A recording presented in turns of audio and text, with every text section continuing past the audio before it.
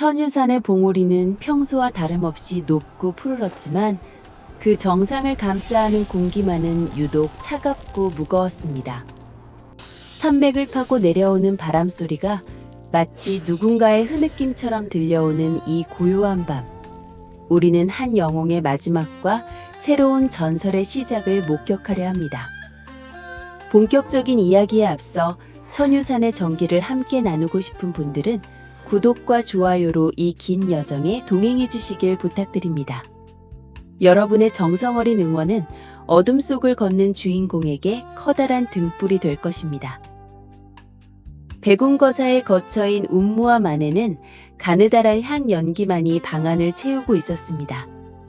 평생을 돌을 닦으며 세상의 풍파를 막아왔던 노인의 숨소리는 이제 거친 모래바람처럼 가늘게 떨리고 있었습니다. 그 곁을 지키던 제자 청명은 스승의 마른 손을 꼭 쥔 채 차마 눈물을 흘리지 못하고 입술만을 깨물었습니다. 스승의 손등 위로 떨어진 청명의 눈물이 차가운 피부를 적셨을 때 감겨있던 백운거사의 눈꺼풀이 아주 천천히 들어올려졌습니다. 거사는 이미 이승의 빛을 잃어가는 눈동자로 제자를 가만히 응시했습니다. 그의 목소리는 갈라진 대지처럼 메말라 있었으나 그 안에 담긴 의지만은 여전히 산맥처럼 거대했습니다. 거사는 청명의 손에 힘을 주려 애쓰며 마지막 힘을 짜내어 입을 열었습니다. 청명아, 울지 마라.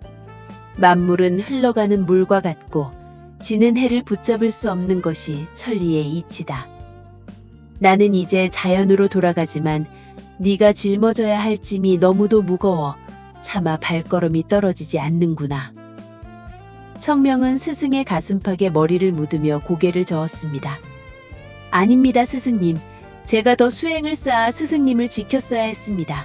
부디 기운을 내십시오.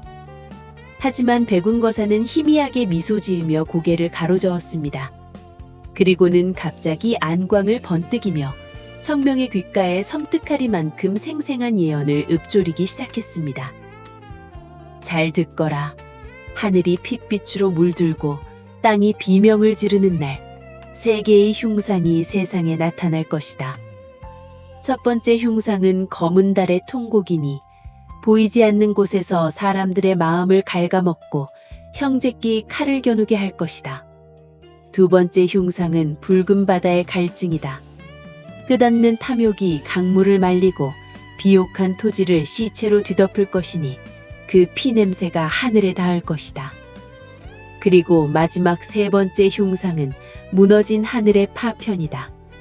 이는 가장 강력하고 잔혹한 존재로 세상의 모든 질서를 파괴하고 태초의 어둠으로 되돌리려 할 것이다.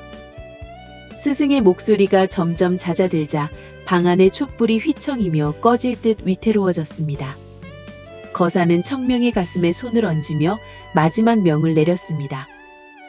이 세 개의 흉상이 하나로 합쳐지는 날, 중원은 영원한 암흑에 잠길 것이다. 너는 이 천유산의 비급과 나의 유지를 받들어 그들을 막아야 한다. 그것이 네게 주어진 천명이자 이 늙은 스승이 네게 남기는 유일한 유산이다. 부디 사람을 믿되 뜻을 잃지 말고 칼을 휘두르되 마음을 잃지 마라. 말을 마친 백운거사의 손등에서 힘이 서서히 빠져나갔습니다. 허공을 응시하던 그의 눈동자에는 마지막으로 천유산의 아름다운 노을이 비치는 듯하더니 이내 고요한 평온이 찾아왔습니다. 한 시대를 풍미했던 위대한 도인은 그렇게 제자의 품 안에서 한 줌의 바람으로 돌아갔습니다. 청명은 통곡하지 않았습니다. 아니, 통곡할 수 없었습니다. 가슴속에 차오르는 슬픔보다 더 큰 무언가가 그의 심장을 뜨겁게 달구었기 때문입니다. 그것은 스승이 남긴 예언의 무게였고 앞으로 자신이 걸어가야 할 가시밭길에 대한 비장한 각오였습니다. 밤새도록 스승의 곁을 지킨 청명은 동틀 무렵 방을 나왔습니다. 그는 스승의 시신을 천산에서 가장 볕이 잘 드는 곳에 정성껏 모셨습니다. 무덤가에는 비석 대신 스승이 평소 아끼던 낡은 지팡이를 꽂아두었습니다. 이른 아침에 이슬이 청명의 도포자락을 적셨지만 그는 개의치 않았습니다. 그는 운무함 뒷방에서 스승이 남긴 검 한 자루와 낡은 보따리를 챙겨 나왔습니다. 산문을 나서기 전 청명은 스승의 무덤을 향해 3번 절을 올렸습니다. 스승님, 저는 이제 산을 내려갑니다. 스승님께서 말씀하신 그 어둠이 세상을 뒤덮기 전에 제가 먼저 그것들을 찾아내겠습니다. 천유산의 별이 졌으니 이제 제가 그 별을 대신해 밤길을 비추겠습니다. 지켜봐 주십시오. 청명의 눈빛은 어제의 소년 같던 맑음이 사라지고 날선 검기처럼 예리하게 빛나고 있었습니다. 하산을 시작한 청명의 발걸음은 거침없었습니다. 수년간 수련했던 험한 산길이 오늘따라 유독 짧게 느껴졌습니다. 굽이굽이 이어지는 길목마다 스승과 함께했던 기억들이 주마등처럼 스쳐 지나갔습니다. 바위 위에서 검수를 익히던 모습, 흐르는 계곡물에 목을 축이며 인생의 도를 논하던 시간들, 그 모든 추억이 이제는 가슴 깊은 곳에 단단한 주춧돌이 되어 그를 지탱해주고 있었습니다. 마침내 산자락 끝에 다다랐을 때 저 멀리 인간 세상의 마을들이 안개 사이로 보이기 시작했습니다.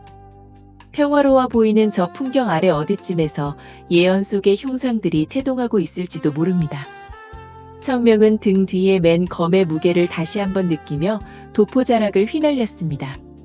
천유산의 비가는 여기서 끝나지만 그 슬픔을 딛고 일어선 한 남자의 전설은 이제 막 첫 페이지를 넘기려 하고 있었습니다. 별이 진 자리에 사명이 떴습니다. 홀로 남겨진 제자는 이제 스승의 이름이 아닌 자신의 이름으로 세상을 마주하려 합니다. 불어오는 바람은 여전히 차가웠으나 청명의 가슴 속에 타오르는 불꽃은 그 어떤 추위도 녹일 만큼 뜨거웠습니다. 그는 단 한 번도 뒤돌아보지 않고 대지로 발을 내디뎠습니다. 멸망의 예언을 막기 위한, 그리고 스승의 유지를 잇기 위한 고독하고도 위대한 여정이 드디어 시작된 것입니다. 산의 정기가 그의 뒤를 배웅하듯 신비로운 기운을 내뿜었고 숲속의 짐승들도 잠시 숨을 죽이며 이 비장한 하산을 지켜보았습니다.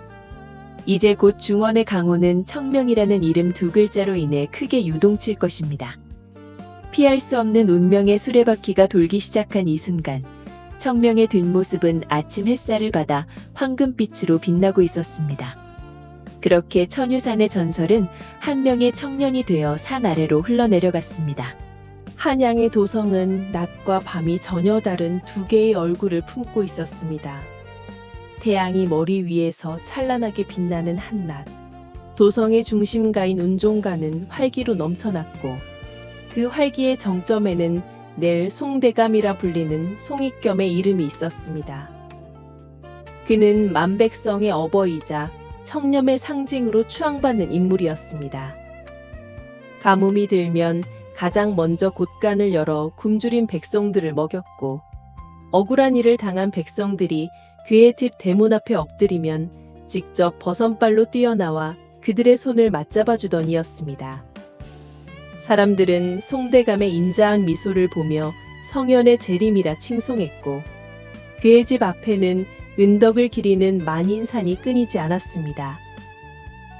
그러나 해가 지고 달빛조차 구름 뒤로 숨어버리는 야심한 시각이 되면 송대감이 머무는 거대한 저택인 송악당은 죽음과도 같은 고요 속으로 가라앉았습니다. 깊은 밤, 송대감은 서재의 등불을 끄고 홀로 남았습니다.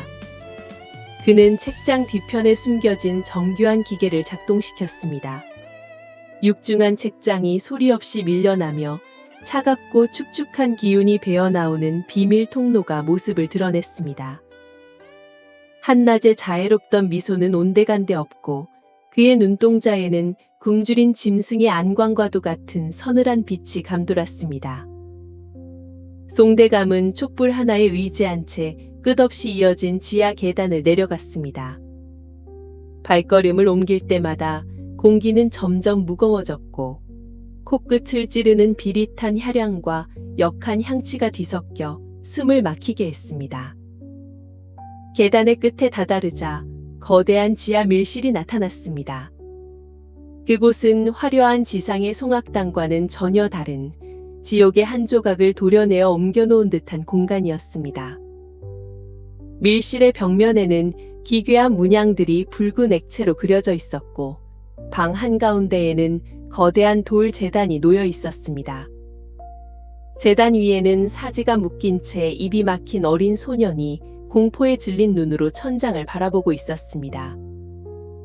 소년은 송대감이 며칠 전 거리에서 굶주리고 있다며 거두어들인 고아였습니다. 아이는 자신을 따뜻하게 안아주며 배불리 먹여주던 할아버지의 따뜻한 손길을 기억하고 있었지만 지금 눈앞에 서 있는 남자는 더 이상 그 인자한 할아버지가 아니었습니다. 송대감은 아이의 공포를 즐기듯 천천히 다가갔습니다. 그의 손바닥이 아이의 뺨을 부드럽게 쓸어내렸습니다. 하지만 그 감촉은 얼음처럼 차가웠고 아이의 몸은 사시나무 떨듯 떨렸습니다. 송대감은 나지막한 목소리로 읊조리기 시작했습니다. 그의 목소리는 더 이상 백성들을 위모하던 온화한 어조가 아니었습니다. 뱀이 기어가는 듯한 기분 나쁜 소리가 밀실의 벽을 타고 흘러내렸습니다. 너의 짧은 생이 나의 영원한 젊음이 되고 너의 순수한 피가 나의 썩어가는 육신을 지탱할 힘이 될 것이니 이를 영광으로 알거라. 송대감의 손에 들린 은장도가 촛불을 받아 번뜩였습니다. 그는 제단 주변을 천천히 돌며 기괴한 주문을 외웠습니다.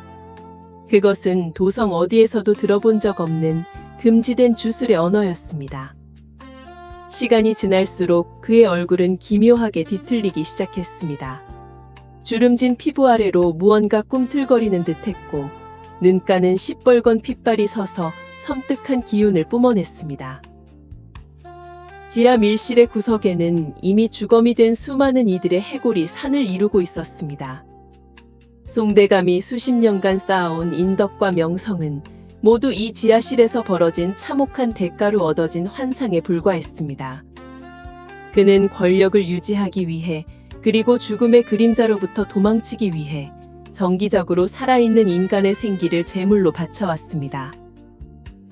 도성 곳곳에서 흔적도 없이 사라진 불황자와 고아들, 그리고 아무도 찾지 않는 외로운 영혼들이 모두 이 어두운 심연으로 끌려와 송대감의 야욕을 위한 불쏘시개가 되었던 것입니다.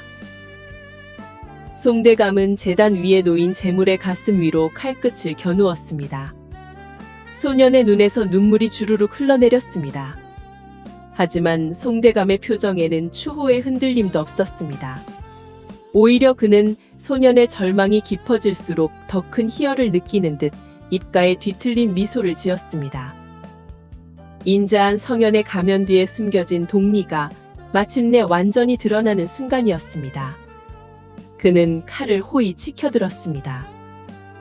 순간 밀실을 가득 채우던 향불의 연기가 소용돌이치며 기괴한 형상을 만들어냈습니다.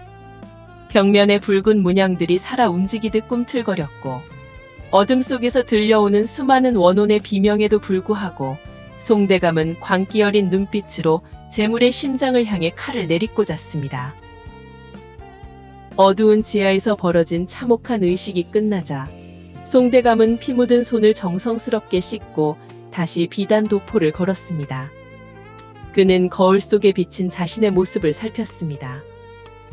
방금 전의 광기는 씻은 듯 사라져 다시금 고결하고 인자한 노대감의 모습이 그곳에 있었습니다. 그는 태연하게 지하 통로를 빠져나와 다시 서재로 돌아왔습니다. 창밖으로는 어느덧 동이 터오르고 있었습니다. 새벽 공기는 맑고 깨끗했으며 도성의 아침을 알리는 북소리가 멀리서 들려왔습니다. 송대감은 서재문을 열고 밖으로 나섰습니다. 마당을 쓸던 하인들이 허리를 굽혀 정중히 인사를 건넸고 대문 밖에는 벌써부터 그의 가르침을 청하러 온 유생들이 줄을 서 있었습니다. 송대감은 그들을 향해 세상에서 가장 자애로운 미소를 지어 보였습니다.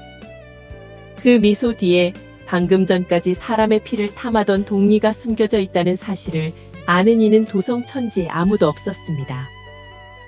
태양 아래 다시 태어난 위대한 현자는 백성들의 천탄을 받으며 천천히 발걸음을 옮겼습니다. 도성의 화려한 번화가 아래 아직 식지 않은 핏물이 흐르는 지하 밀실의 비밀을 품은 채 송대감의 하루는 다시금 경건하고 평화롭게 시작되고 있었습니다. 그러나 그가 밟고 선 대지 아래는 억울하게 죽어간 이들의 신음이 보이지 않는 균열을 만들며 조금씩 위선의 탑을 갉아먹고 있었습니다. 달빛조차 숨을 죽인 칠흑 같은 밤이었습니다. 도성의 화려한 가로등 불빛이 닿지 않는 깊은 골목 안쪽, 거대한 성벽처럼 솟아오른 송계감의 저택 담장 아래로 두 개의 그림자가 스며들었습니다.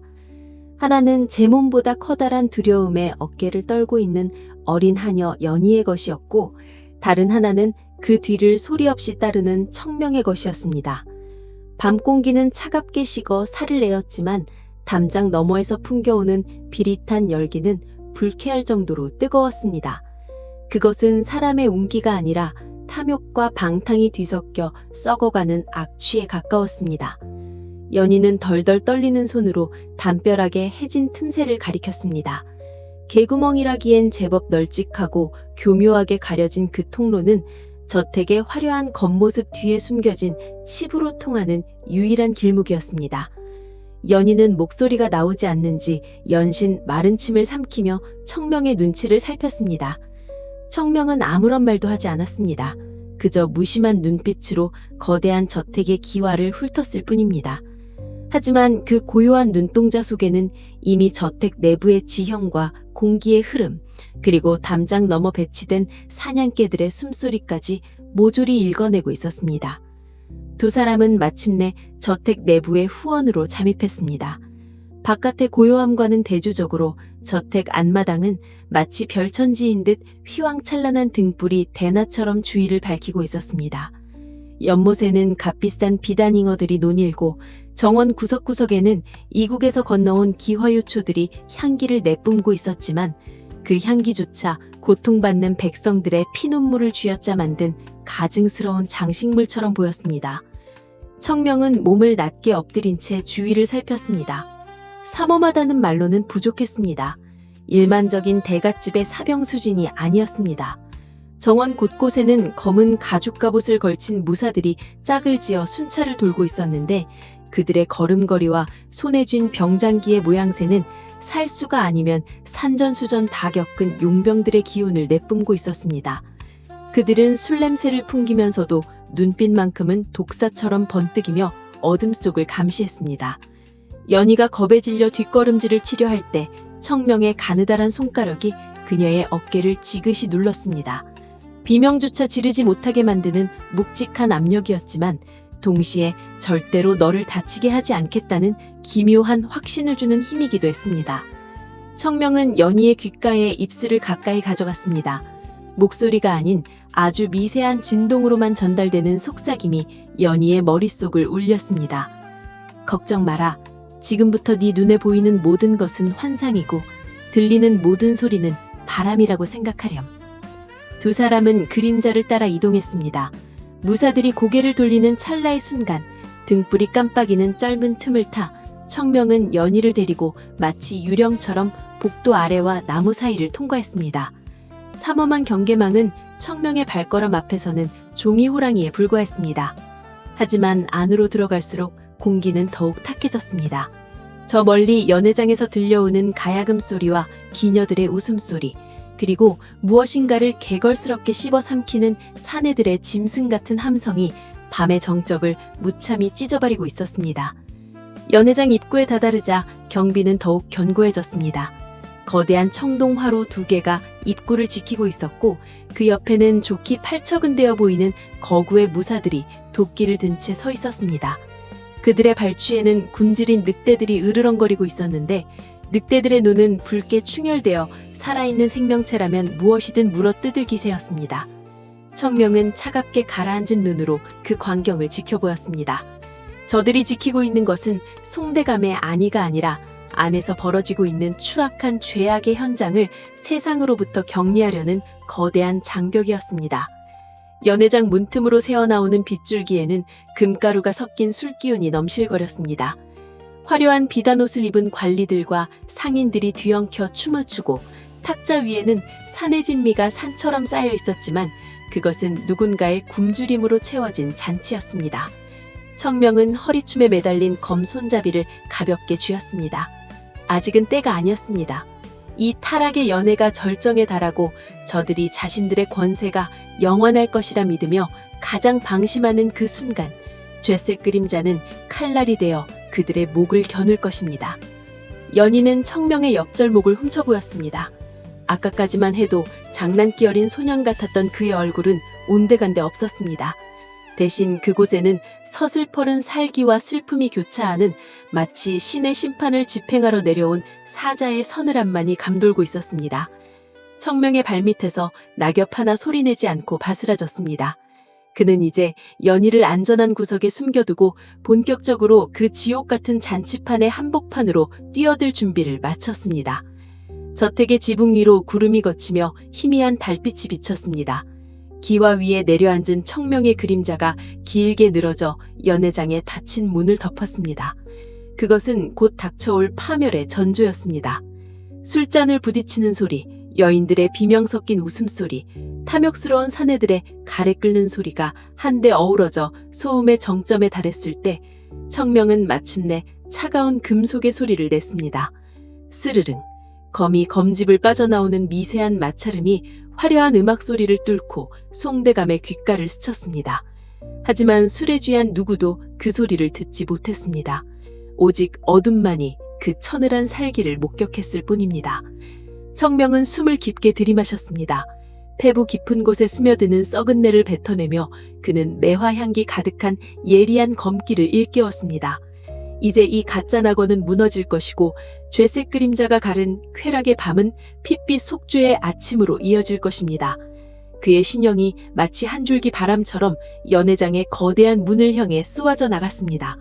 경비 무사들의 눈이 경악으로 커지기도 전에 청명의 검끝은 이미 가장 화려한 조명이 빛나는 중심부를 향해 매서운 궤적을 그리며 쇄도하고 있었습니다. 그것은 타락한 시대를 베어넘기는 서늘한 정의의 시작이었습니다. 달빛조차 숨을 죽인 깊은 밤. 송대감의 저택 가장 깊숙한 곳에서는 기이한 한기가 흘러나오고 있었습니다.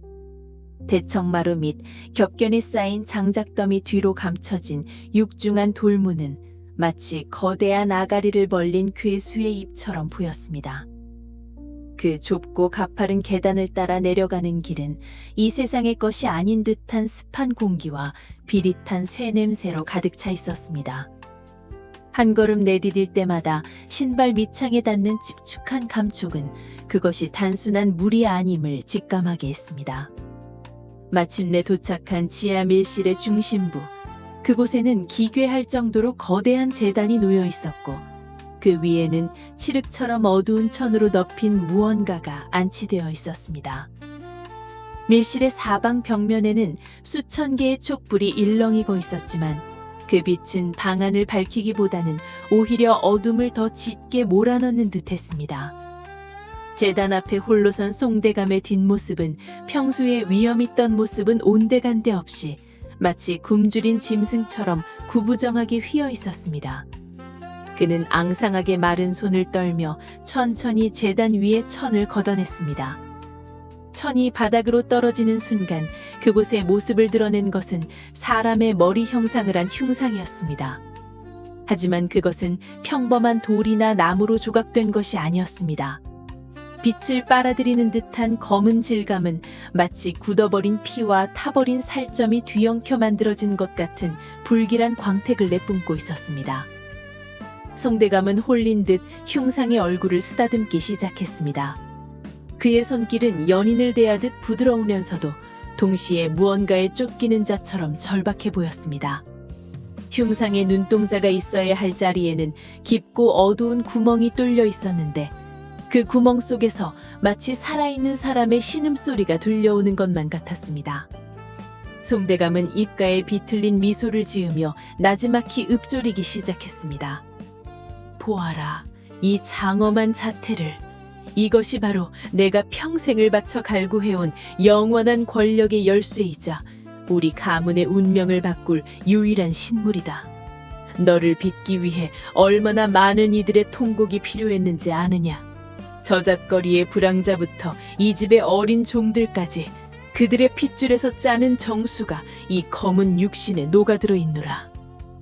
그의 목소리는 갈라진 틈 사이로 새어나오는 바람소리처럼 스산했습니다. 흉상의 표정은 보는 각도에 따라 시시각각 변하는 듯 보였습니다.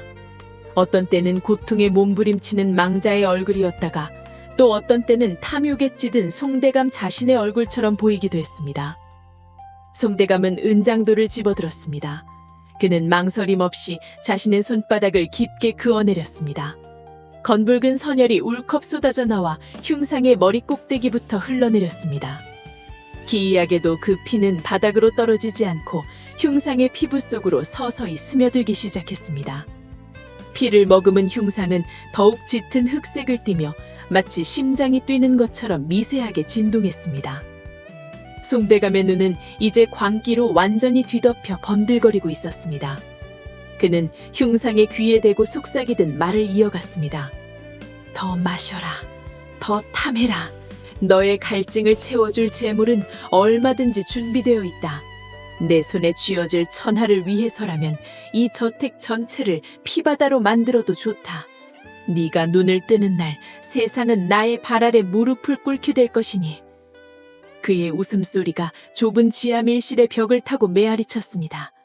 그 웃음은 인간의 것이 아니라 지옥의 문턱에서 불려오는 악마의 포효에 가까웠습니다. 벽면에 걸린 촛불들이 일제히 거세게 흔들리며 검은 연기를 내뿜었습니다. 밀실의 구석진 그림자 속에서 무언가 꿈틀거리는 형체들이 나타났다 사라지기를 반복했습니다. 그것들은 흉상을 만들기 위해 희생된 원혼들인지 아니면 송대감의 일그러진 욕망이 만들어낸 환영인지 알 수 없었습니다. 하지만 확실한 것은 이 지하 재단이 세상의 모든 윤리와 도덕이 거부된 오직 탐욕만이 군림하는 지옥의 축소판이라는 사실이었습니다. 흉상에 벌어진 입틈 사이로 검은 안개가 자욱하게 피어오르며 방 안 가득 죽음의 냄새를 퍼뜨렸습니다. 송대감은 이제 바닥에 엎드려 흉상의 발치에 입을 맞추었습니다. 그의 수염은 자신의 피와 흉상에서 배어나온 검은 액체로 얼룩져 흉측한 몰골이 되었습니다. 대감직이라는 고귀한 신분도 일평생 쌓아온 명성도 이 어두운 지하밀실에서는 아무런 의미가 없었습니다. 그는 오직 치르케 흉상이 약속하는 환상적인 권력의 신기루에 취해 자신의 영혼마저 제단 위에 바치고 있었습니다. 흉상의 깊은 눈구멍에서 순간 섬뜩한 붉은 안광이 번뜩였습니다. 그것은 송대감의 제의를 받아들였다는 신호인지 아니면 그의 파멸을 예고하는 조소인지 알 길이 없었습니다. 지상에서는 아무 일도 없다는 듯 차가운 밤바람이 버드나무 가지를 흔들고 있었습니다. 그러나 송대감의 저택 지하 그 깊은 어둠 속에서는 이미 돌이킬 수 없는 재앙이 잉태되고 있었습니다. 피의 제단 위에 세워진 첫 번째 흉상은 산자의 생기를 빨아들이며 점점 더 거대한 존재감을 드러내고 있었습니다. 탐욕으로 빚어진 이 검은 우상은 이제 시작일 뿐이었습니다. 송대감의 광기 어린 집착이 불러온 이 불길한 의식은 앞으로 더 많은 피와 통곡을 요구하게 될 것이며 그 끝에는 상상조차 할 수 없는 참혹한 대가가 기다리고 있을 것이었습니다. 송대감은 천천히 몸을 일으켜 다시 흉상을 천으로 덮었습니다.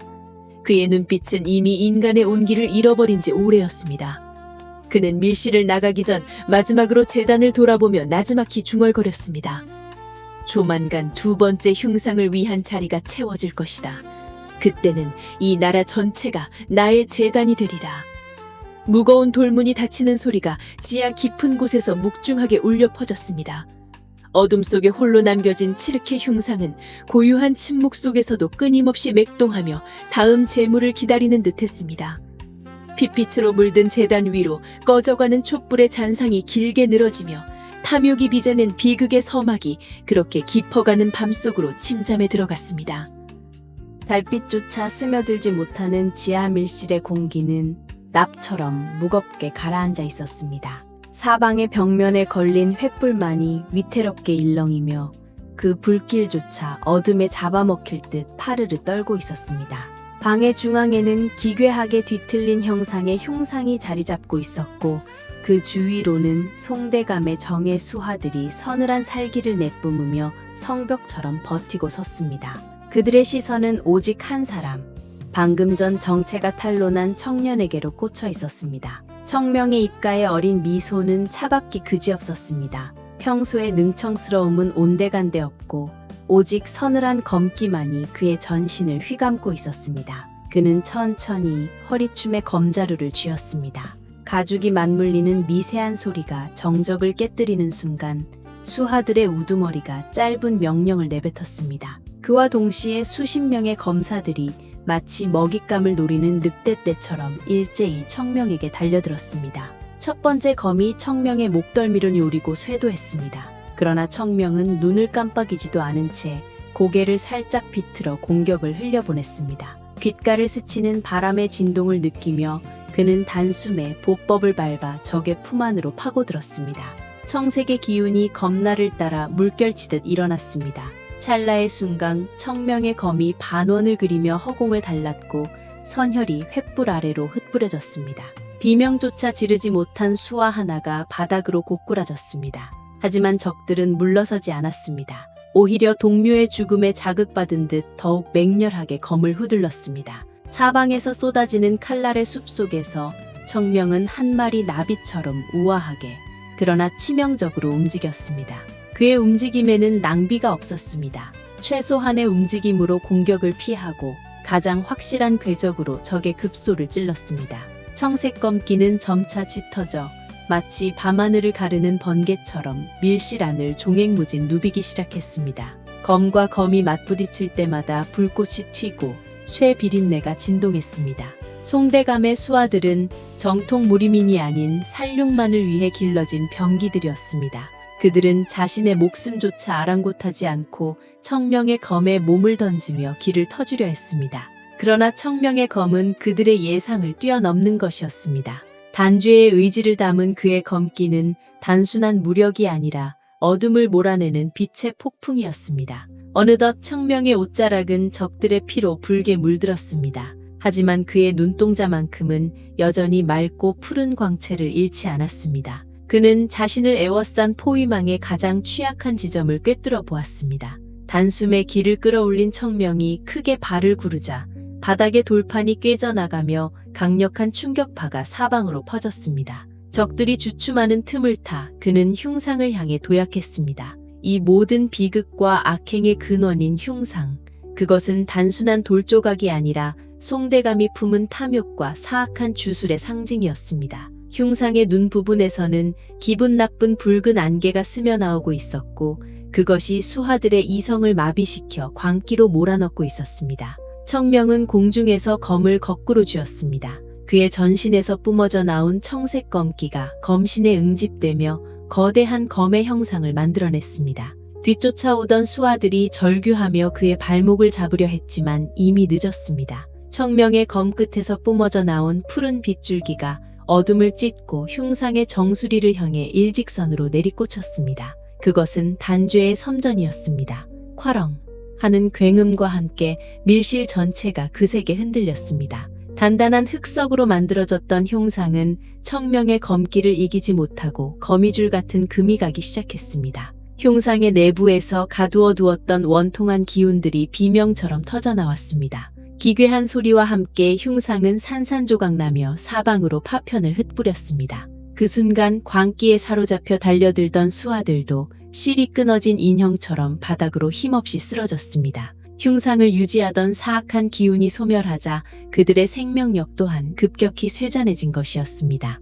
밀실에는 다시 무거운 정적이 찾아왔습니다. 부서진 흉상의 파편들 사이로 연기가 피어오르고 바닥에는 쓰러진 자들의 거친 숨소리만이 간헐적으로 들렸습니다. 청명은 천천히 바닥에 내려앉아 검에 묻은 피를 털어냈습니다. 그의 검날은 여전히 매끄럽게 빛나고 있었고 방금 전에 격렬한 전투를 증명하듯 청색 잔영이 공중에 가늘게 남아 있었습니다. 부서진 흉상이 있던 자리엔 이제 아무것도 남지 않았습니다. 오직 차가운 흙먼지와 송대감의 뒤틀린 욕망의 찌꺼기만이 흩어져 있을 뿐이었습니다. 그는 그 잔회를 내려다보며 짧은 한숨을 내뱉었습니다. 이것으로 끝이 아님을 그는 잘 알고 있었습니다. 지하 밀실의 어둠은 걷어냈지만 이 땅의 높은 곳에서 여전히 미소 짓고 있을 송대감이라는 진짜 거악이 남아있었기 때문입니다. 그는 검을 갈무리하여 검집에 넣었습니다. 챙캉 하는 맑은 금소금이 들리며 밀실 문 밖에서 새어나오는 차가운 새벽바람이 그의 뺨을 스쳤습니다. 청명은 뒤도 돌아보지 않고 어둠 속으로 몸을 던졌습니다. 이제 단주의 선자는 이 밀실을 넘어 쥐약으로 가득 찬 대감의 저택 전체를 향해 내리칠 준비를 마쳤습니다. 짙은 어둠에 가르는 청색 검기의 궤적은 이제 곧 다가올 심판의 서막이었습니다. 첫 번째 흉상이 거대한 굉음 함께 가루가 되어 흩어지던 그 순간을 기억합니다. 대지를 짓누르던 불길한 기운이 한풀 꺾이고 사방을 에워싸던 탁한 안개가 걷히며 잠시나마 맑은 하늘이 드러났을 때 청명의 눈에 비친 것은 승리의 환희가 아니라 더욱 짙게 드리워진 운명의 그림자였습니다. 부서진 석재 조각들 사이로 흘러나오던 검은 연기는 마치 살아있는 생물처럼 허공을 맴돌다 사라졌고 그것은 이 싸움이 결코 단발적인 승부로 끝나지 않을 것임을 암시하는 서늘한 예고와도 같았습니다. 청명은 손에 쥔 검을 가볍게 털어내며 먼 지평선을 바라보았습니다. 이제 겨우 하나를 찾아냈을 뿐입니다. 강호의 안녕을 위협하고 과거의 망령을 불러내려는 추악한 음모의 파편은 아직 2개나 더 남아 이 넓은 중원강 어딘가에 숨죽이고 있습니다. 누군가는 이 정도면 충분하다고 잠시 쉬어가며 전열을 가다듬자고 말할지도 모릅니다. 하지만 청명은 알고 있었습니다. 악의 뿌리는 단 한 뼘의 틈만 있어도 다시금 대지를 잠식하며 뻗어나간다는 사실을 말입니다. 그의 발걸음은 다시금 고독한 길 위로 향했습니다. 화산의 제자들과 함께할 수도 있었고 그들의 든든한 조력을 받을 수도 있었지만 이번만큼은 홀로 감내해야 할 무게가 있음을 직감했습니다. 남은 2개의 흉상은 첫 번째 것보다 훨씬 더 깊고 은밀한 곳에 어쩌면 인간의 발길이 닿지 않는 절벽 끝이나 가장 번호한 도심의 어두운 지하실 아래에 도사리고 있을지 모릅니다. 청명은 도포자락을 휘날리며 황혼이 지는 산맥을 넘었습니다. 그 뒷모습은 마치 수백 년 전 홀로 천하를 주름잡던 매화검존의 기계와 닮아 있었지만 그 어깨 위에는 시대를 거슬러 돌아온 자만이 느낄 수 있는 형언할 수 없는 고독이 짙게 깔려 있었습니다. 바람이 차갑게 뺨을 스치고 지나갑니다. 길가에 핀 이름 없는 풀꽃들이 흔들리며 마치 그에게 말을 거는 듯합니다. 청명은 주막의 평상에 앉아 식은 차 한 잔을 들이키며 지도를 펼쳤습니다. 낡은 종이 위에는 강호의 산세와 물줄기가 복잡하게 얽혀 있었고 그의 손가락은 아직 밝혀지지 않은 미지의 지점들을 천천히 짚어내려갔습니다. 2번째 흉상은 어디에 있는가? 그것이 뿜어내는 기운은 과연 어떤 형태의 재앙을 잉태하고 있는가? 질문은 꼬리에 꼬리를 물었지만 답은 오직 길 끝에만 존재할 뿐이었습니다. 길을 걷는 동안 청명은 수많은 사람을 스쳐 지났습니다. 생계를 위해 짐을 나르는 마부들, 아이들의 웃음소리가 끊이지 않는 작은 마을, 그리고 화려한 관력을 쫓아 칼을 휘두르는 무인들까지. 그들은 자신들의 머리 위로 어떤 위협이 다가오고 있는지 알지 못합니다. 이 평화로운 일상이 사실은 얼마나 위태로운 유리성 위에 세워져 있는지 깨닫지 못한 채 살아가는 이들을 보며 청명은 가슴 한구석이 아려오는 것을 느꼈습니다. 이들의 미소를 지키는 것, 그것이 비록 자신을 깎아먹는 고통스러운 여정일지라도 그가 검을 놓을 수 없는 유일한 이유였습니다. 어느덧 밤이 깊어지면 청명은 모닥불을 피워놓고 검을 닦았습니다. 차가운 달빛이 검신에 반사되어 그의 눈동자에 머무를 때면 과거 화산의 전성기 시절 함께 웃고 떠들던 사형제들의 얼굴이 아령거립니다. 이제는 전설 속으로 사라져버린 이름들, 오직 자신만이 기억하는 그들의 의지와 염원이 지금 이 검 끝에 서려 있습니다. 청명은 나직이 읊조렸습니다. 나는 결코 쓰러지지 않는다. 너희가 남긴 이 강산이 다시는 피로 물들게 두지 않겠다. 그것은 스스로에게 거는 주문이자 세상을 향한 선전포고였습니다. 여정은 험난했습니다. 때로는 거센 폭풍우가 몰아쳐 앞을 가로막고 때로는 흉상의 기운에 오염된 괴수들이 앞다투어 달려들기도 했습니다. 하지만 청명의 검은 단 한 번의 망설임도 없이 허공을 갈랐습니다. 매화 향기가 진동할 때마다 붉은 꽃잎 같은 검기가 흩어날리며 어둠을 몰아냈고 그의 발걸음은 점점 더 진실의 핵심을 향해 다가왔습니다. 이제 곧 마주하게 될 2번째 시련은 첫 번째보다 훨씬 가혹할 것임을 그는 본능적으로 체감하고 있었습니다. 대지 밑바닥에서부터 전해오는 미세한 진동, 공기 중에 섞여있는 불길한 피냄새가 그의 감각을 날카롭게 깨웠습니다. 강호의 여로는 결코 끝나지 않는 전설의 서막과도 같습니다. 하나의 고비를 넘으면 더 큰 산이 나타나고 하나의 어둠을 밝히면 더 깊은 시면이 입을 벌립니다. 하지만 청명은 두려워하지 않았습니다. 오히려 그 위협이 거세질수록 그의 투지는 더욱더 뜨겁게 타올랐습니다. 전설은 과거에 멈춰있는 기록이 아니라 지금 이 순간 그의 발자국을 통해 새롭게 쓰여지고 있는 살아있는 역사였기 때문입니다. 고독한 영웅의 길, 그 위대한 여정은 이제 막 본격적인 궤도에 올랐을 뿐입니다. 지평선 너머로 다시금 태랑이 떠오르기 시작합니다. 붉게 물든 하늘은 마치 청명의 도포에 새겨진 매화 문양처럼 강렬한 빛을 뿜어냅니다. 그는 다시 보찜을 추스르고 먼 길을 향해 몸을 돌렸습니다. 남은 2개의 흉상을 찾고 이 땅에 진정한 평온을 가져오기 위해 청명의 검은 쉬지 않고 움직일 것입니다. 그의 뒷모습은 마치 거대한 산맥처럼 웅장했고 그가 걸어가는 길 뒤로는 은은한 매화 향기가 오래도록 머물며 지나가는 이들의 마음을 위로했습니다. 여러분과 함께하는 이 장엄한 이야기는 앞으로도 계속될 것입니다. 청명이 마주할 다음 시련과 그가 보여줄 진정한 무인의 길을 끝까지 지켜봐 주시기 바랍니다. 이 거대한 여정의 동반자가 되어주실 여러분의 따뜻한 관심이 큰 힘이 됩니다. 오늘의 이야기가 가슴에 깊은 울림을 남겼다면 구독과 좋아요로 마음을 나눠주시길 정중히 부탁드립니다. 여러분의 응원 속에 청명의 전설은 더욱 찬란하게 빛날 것입니다. 다음 장에 펼쳐질 더 뜨거운 기록을 기대해 주십시오. 감사합니다.